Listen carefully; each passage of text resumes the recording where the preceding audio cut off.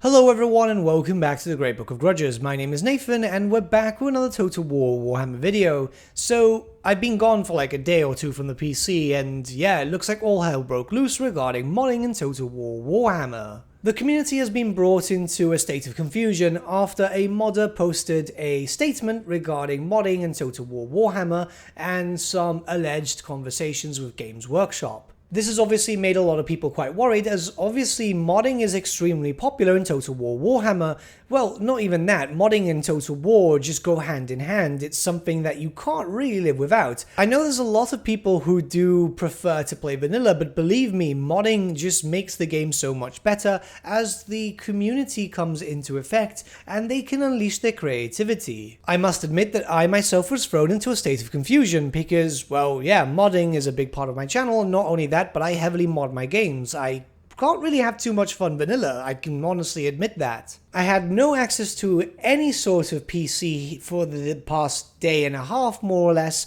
so it was a bit difficult to keep up with the situation. I did get in contact with a few modders that I'm very friendly with, and tried to find out what I could. Thankfully, it seems that Creative Assembly were very proactive regarding this, and we did have a statement being put out from Other Tom from Creative Assembly. The quote goes as follows: "Hi all, I know that there are a lot of questions relating to modding for Total War Warhammer right now. I wanted to assure you that the stance has not changed in any fundamental way from what was outlined back in 2016 here." There's a link obviously there too. "We are monitoring the conversation and will look at clarifying any questions or situations at a later date." So they're looking into everything and they will have some sort of statement in the future, but we know now that modding has not changed in any big fundamental way. This is of course very reassuring, as obviously in the Science and the Fury, Creative Assembly allowed for more modding tools to be available for Warhammer 2 and presumably for Warhammer 3. So yeah, this was obviously a big shock to the system, as they had given more permissions out and then it looked like everything was going to come crashing down.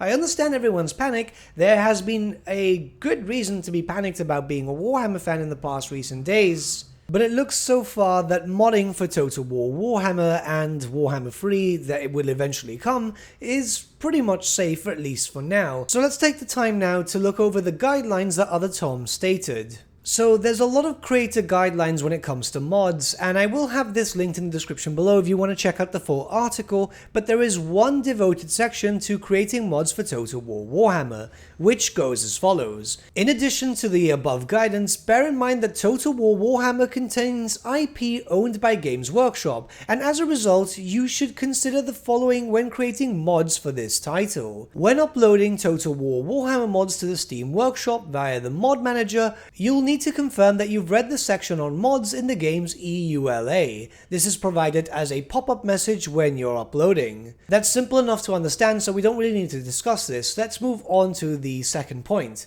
"Please ensure your mods meet the requirements laid out in the EULA, especially with regard to the treatment of Games Workshop and Total War IP, and ensuring that no third-party IP is present." Essentially what this means is you can make mods that are Warhammer-based, but you can't, say, make Total War Warhammer into Lord of the Rings Total War or something like that. That's completely understandable, as obviously Games Workshop will want to protect their IP there. That, and let's just be very honest, we've got that Second Age mod in Shogun 2 and loads of fantastic mods in Medieval 2.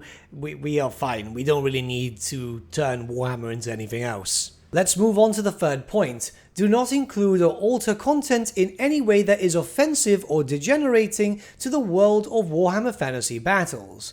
Okay, so basically no, sex mods, naked mods, stuff like that. Nothing too risky, especially since obviously, Games Workshop isn't too keen on that anymore, and well, they're trying to keep the game in a certain rating, maybe mods can affect that and so on. I don't think those types of mods are even allowed in most franchises nowadays, unless you're going through some weird back alley type of website. Let's move on to the fourth point. "Please only include Warhammer Fantasy Battles content in your mods. Other Games Workshop IP like Age of Sigmar or Warhammer 40,000 is separate and is often licensed to other companies and used in other games." Well, just a little thing here. Technically, Age of Sigmar is from the same timeline as Warhammer Fantasy Battle, so yeah, I don't know. But yeah, okay, this makes sense. They don't want you having Space Marines in there and so on, despite the fact that we had Space Marines in the end times, because Khaldor Drago and so on. But, apples and oranges. And, we've got the Age of Sigmar look for the Keeper of Secrets, but yeah, I'm not going to dissect into this because then it's just going to cause another barrel of fish, and yeah, let's just move on. So, the final point here. It is not permitted to charge or ask for money for your Total War Warhammer mods. Okay, so essentially this is the thing that caused a lot of issues. So what this essentially means is that you can't have a Patreon link or a PayPal link or anything that you use to ask for money and so on for your modding efforts. The fact of the matter is a lot of these modders don't really ask for money. They leave a PayPal link or a Patreon link if you want to support them as modders, not really as I'm making a Warhammer mod, because a lot of these modders do work on, say for example, Three Kingdoms, Attila still gets a lot of love, by the way, and a lot of other different Total War products. Modders aren't really there to be exclusive for one separate game. I mean, even if you look at SFO Grimhammer, SFO itself also has a mod for the Three Kingdoms series too. Essentially what this means is that you can't just say, yeah, I'll give you beta access to a mod if you subscribe on Patreon. The fact of the matter is that these creators can still have a Patreon, but it's not linked to them creating mods to Total War Warhammer,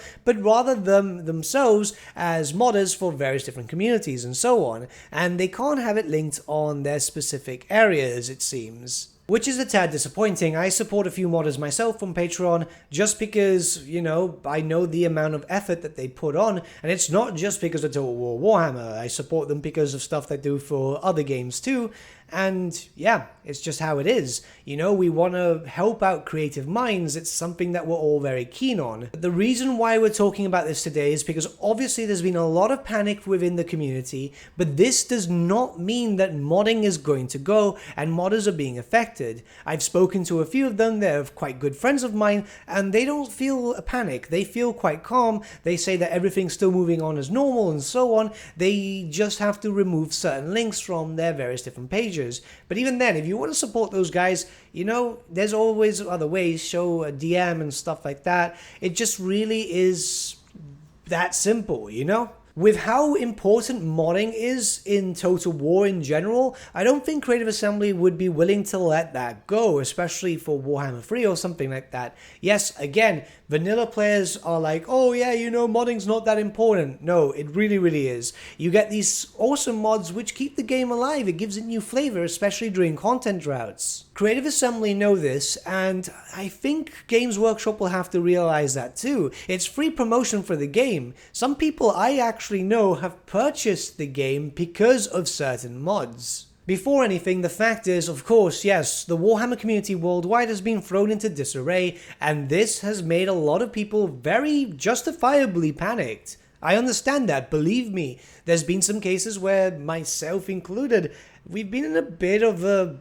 are we next type of situation. That's the reason why I haven't done a video on the matter just yet, as I'm still waiting for info. We don't know exactly what's going on anywhere, really, and it's important that we actually think with a level head and not jump to sensationalist ideas here. Because yes, the fan animation thing is sad. Believe me, I'm extremely gutted about this. And the fact is that we are being very vocal, so hopefully Games Workshop will at least give some clarity regarding the situation.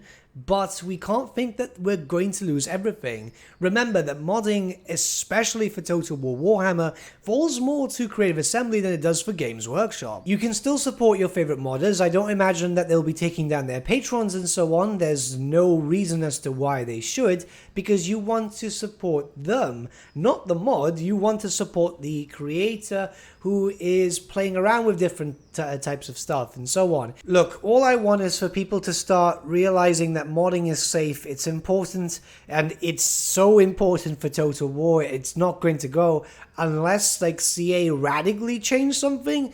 I don't imagine that we'll be missing out on any mods in the future. Now, the most important thing here is just keep showing your support to the modders, and let's just hope for a better time for Warhammer in general, because yeah, I'm still pretty much thrown off with what's actually happening at the moment. But with that, my friends, we've come to the end of our video. Thank you so much for watching. If you did enjoy the video, might I suggest giving the video a like, or even subscribing to the channel, as it really does help us out. In the description section below are various links to different social media platforms such as Facebook, Instagram, and Discord. Also in the description section is an affiliate link with Element Games where you could buy loads of hobby-based products, not just Warhammer, for 10 to 25% off. Making a purchase using that link and also our special code, which is also in the description, supports the channel at no extra cost to you, which we think is rather cool. A big thank you to our patrons. Your support means the world to us. It's amazing that people want to help a small channel like us grow and get to a higher level of content. A big thank you to Gibraltar LUSC, Ryan Bertsche, Andrew Prince, and Okro for subscribing to us at our Fane level. You guys are super cool. And a big thank you to Edward Yule, VS Vasan, Aaron Whitman, and Shaggy for subscribing to us at our King level. Honestly, we can't thank you all enough. And lastly, a big thank you to all of you for liking, sharing, and commenting on these videos. Honestly, it's because of you guys that the channel's been growing at such a great pace lately, so we can't thank you all enough. But with that, my friends, thank you so much for watching once again, and we shall see you all again very, very soon. Have a good day.